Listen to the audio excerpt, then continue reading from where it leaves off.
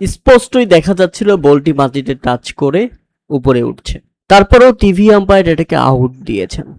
আর তাতেই সামাজিক যোগাযোগ মাধ্যম থেকে শুরু করে সব জায়গায় এই একটা বিষয় নিয়ে আলোচনা, সেটা হচ্ছে ভারতের খেলা হবে আর সেখানে দুর্নীতি থাকবে না, তা তো হবে না।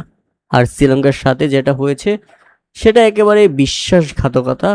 মানে মীর জাফরের পরিচয় দিয়েছেন তৃতীয় আম্পায়ার রবীন্দ্র বিমলাসেরি। তিনি একজন শ্রীলঙ্কান আম্পায়ার, আর শ্রীলঙ্কান আম্পায়ার হিসেবে তিনি শ্রীলঙ্কার সাথে যেটা করেছে ভারতের দালালি করতে গিয়ে, সেটা একেবারেই বিশ্বাসঘাতকের পরিচয় দিয়েছেন তিনি। শ্রীলঙ্কার বুকে ছুরি ঢুকিয়ে দিয়েছেন এই আম্পায়ার। ইনিংসের 13তম ওভারের ঘটনা ছিল সেটি। বোলার মানব সুতারের করা ডেলিভারিটি ব্যাট চালিয়ে দিয়েছিলেন লাহিরু উদারা, আর বলটি সরাসরি চলে গিয়েছিল স্লিপে থাকা ধ্রুব জুরেলের কাছে। ক্যাচ ধরলে অনফিল্ড আম্পায়ার, আউট না দিলে ডিসিশনটি সরাসরি চলে যায় টিভি আম্পায়ারের কাছে। আর টিভি আম্পায়ার হিসেবে ছিলেন শ্রীলঙ্কান আম্পায়ার রবীন্দ্র বিমলাসেরি। তারপর টিভি রিপ্লাইতে আমরা যেটা দেখি সেটা ছিল একেবারে অপ্রত্যাশিত।